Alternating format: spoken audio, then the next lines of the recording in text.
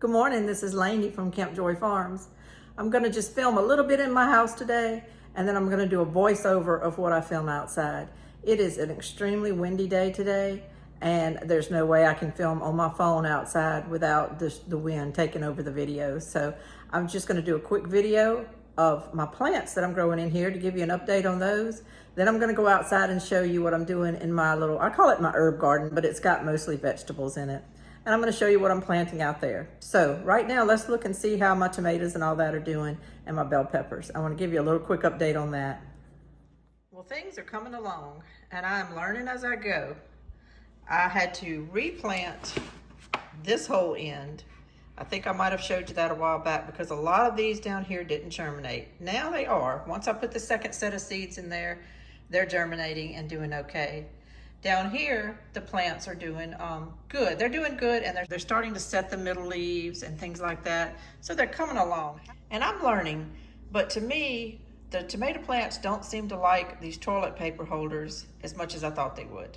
I kept hearing about it and how it is a, pretty cheap and free way to have containers to start your tomatoes. But they don't seem to like it, and I think it's because probably I've watered these too much. But also the toilet paper holders themselves keep the water in. It doesn't really evaporate like maybe it should. I potted up some of them into bottled water containers, and these are doing a whole lot better. They just seem to like it a whole lot better. They're starting to set multiple sets of leaves. They're getting taller. They're more green. So I think the toilet paper holders are just gonna be a little fad thing for me. I'm not sure if I'm gonna keep doing that. I'll tell you what everything liked was just the regular old plastic, cheap little trays that you can buy at any Ace Hardware, probably any Walmart or anywhere. They did really well in here. See, some of my back ones are doing good. I'm collecting some more water bottles so that I can take these out of these little trays and pot them up to the water bottles. And some of the front ones, like those, they still look small, but that's because those were late germinating ones that came up. I put 2 seeds in a tray. So if that second seed is looking good and coming up, rather than just, pinching it off and thinning it, I'm repotting them because why waste a tomato plant? The whole idea of thinning just kind of, I don't know, it rubs me the wrong way. Sometimes I understand it, but nature doesn't do it that way. So if I have a good, healthy tomato plant, rather than sit there and pinch it off and chunk it in the garbage, if 2 come up in one pot, I'm just moving them. So these little extra spaces here, that's where I'm fixing to put some peppers that are doing that too. I'm getting 2 peppers per cell because the peppers are doing really good. And I'm just gonna spread them out and make more plants. I'll give plants to people if I have to. These down here are doing good. A lot of these are the ones that I split off and replanted. This one here, I broke it the other night. I broke it and I haven't replanted anything there, but it died within 24 hours. I just accidentally snapped it somehow. The ones in the back, those are clawed brown yellow giants. And those also are just little sprigs that came up from that second seed later than the other plants. So I took them, broke them off, and put them back here, and they're happy and they're doing good. So as long as I can kind of separate the plants and keep multiplying, as I said, I don't mind giving the plants to someone. The peppers are doing good. The peppers are just slower than tomatoes, but they're doing good. But you see, I have a lot of them that are 2 to a tray. 2 to a tray. So I'm going to split those apart. I'm going to split those apart and put them in my empty cells and do that. I'm probably going to do that tonight once it gets dark and I can't work outside. The only thing that didn't germinate were some old seeds that I had from Ace Hardware, but I'm not gonna lie, they were about 4 years old and they just didn't germinate really well. I did actually take some seeds from Johnny's and replace those in the same cells and watered them and everything, and they didn't germinate. So I don't know, who knows? Sometimes they just don't like it. These in the back there, those that are coming up really good, that's my Iroquois melon plants. All of those germinated except for this one little cell. Well, looking back there this morning, it's coming up. There's a little green part sticking up. So I can now say that all the Iroquois melons germinated. These second 2 rows here are the Florida high bush. and they are taking forever to germinate, these 2 rows right here. But I finally got one that came up like last night. And you know, they're popping up a little more this morning. So I'm not gonna give up hope. I am trying to just keep them misted and watered a little bit on the top surface. And I'm not gonna give up hope. I had to take the saran wrap off because of all the Iroquois melons coming up. You can't leave that saran wrap on forever. So I took it off. This row here going down is the Satsuma longs. And 1, 2, I've got 3 little containers germinating, and you see I've got 2 coming up in that one and 2 in that one, so I can split it off and make enough plants. So that's successful. And then this last one is the Turkish orange, TOE, Turkish orange eggplant.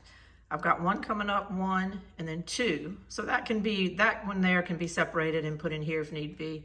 Or really, I'm probably just gonna put them in little trays like this.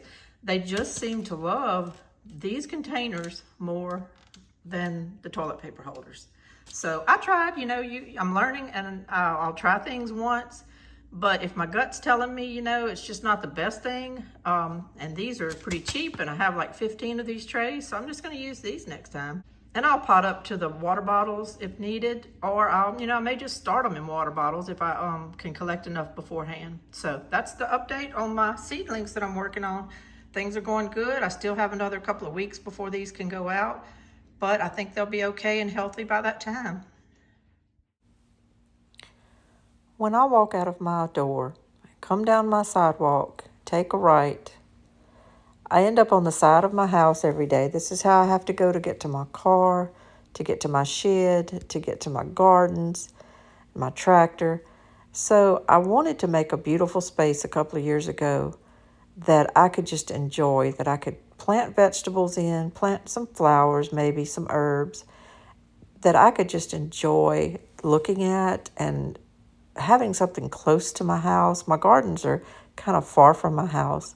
So this little area is just kind of like mine.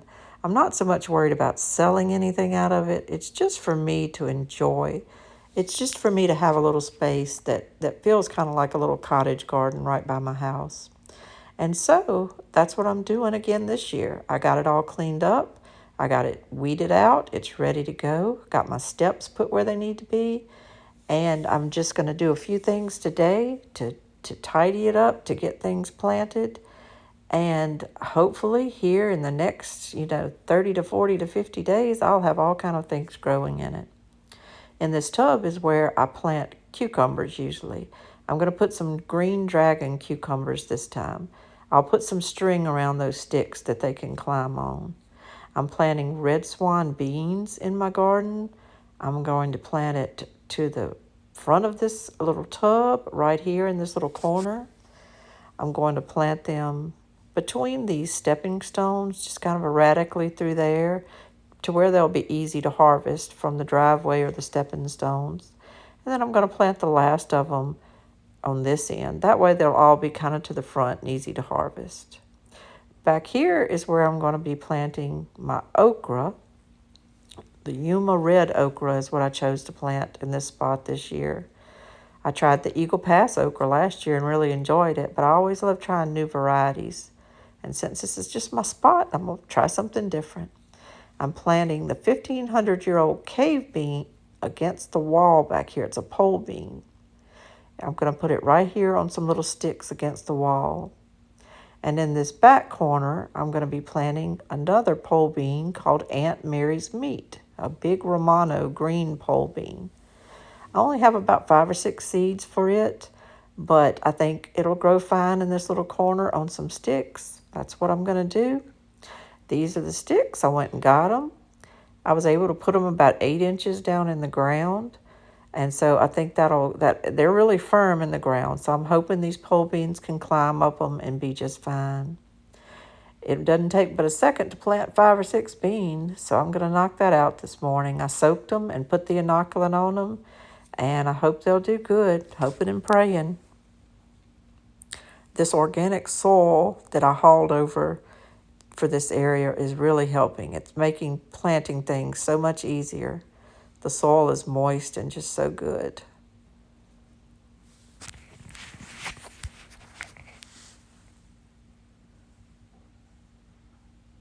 put a bean at each pole and put a couple of extras, and I'll be good to go. To the right of that, I put 4 more sticks, and that is going to be where I'm planting the 1,500-year-old cave beans. That's another seed that I got from Baker Creek. I got the red swan from Baker Creek and the 1,500-year-old cave beans from Baker Creek. The Aunt Mary's meat seeds came from Sand Hill Preservation. I love that little company as well. I'll make short work of planting these seeds too. I had about 10 or 15 of these seeds, but I'm just going to plant about 6. This is just a small garden for myself, so I don't need a 20-foot row of anything. The last thing that I'm going to plant is the red swan beans. I soaked those as well, put inoculant on them, and I hope they'll do really good. I think they're just going to be pretty. They make a pretty plant, a beautiful bean, and even the flowers that bloom are supposed to be real pretty on those. So I think just walking up, that'll be great. I love that. To put something a little more permanent here, there, and yonder, I'm going to plant some dill and some parsley. I hope they come up good. And then I'm going to just intersperse a few sunflowers in there. I got these at my great niece's birthday party as a little party gift, so I'm going to put those in there. The Yuma okra seeds I'm going to hold on to for a couple of days. We have a little cold front coming through, and I want to make sure that the soil temperature doesn't drop too much. I'm going to wait till that front's over, and then after that, it's game on. I think the soil will get back up to 70 degrees or more, and that's when I'm going to put the okra seeds in. They're going to be a beautiful seed to plant. Around my little herb garden, cottage garden, I have these little sticks that I painted green, and I put little eye hooks at the top. And what I do is I run a string through those little eye hooks all along the top, just to make a little deterrence for my dogs. They just, once I did that, they don't tend to run through my little herb garden. So I'm going to do it again this year. My string kind of got knocked over a couple of times, so I'm going to restring it this year, and I think it'll do great. I just don't want the dogs to get in it. I just used some little jute string I bought at the hardware store. You can use anything you want for that. Pair of scissors to cut each end. I just tie 2 knots, and that does the trick. So I finished. Oh, it feels so good. I got the string done, so my garden's secure. My stepping stones are all laid, and all my seeds are planted except for the okra. I'll come back later and plant that, but it'll just be a few days. And I'm just looking forward to it. The red swan beans only take about 53 days, so I'm just so excited that here within the next couple of months, I'll have a lot growing. Hopefully these pole beans will like this area. I've never put pole beans here before, and I feel like the cucumbers are really going to do fine here. I feel like they'll do good. So this is my little spot. I encourage you to find a spot around your house that you can just build something that you love, maybe even put a chair there or something, and just find a place that you can just really enjoy. Our gardens are wonderful and all, but you need a beautiful spot near your home that you can really enjoy. This is Lainey from Camp Joy Farms. I want to thank you for joining me. You have a great day, and I appreciate you coming to my channel. Thank you so much, and bye-bye.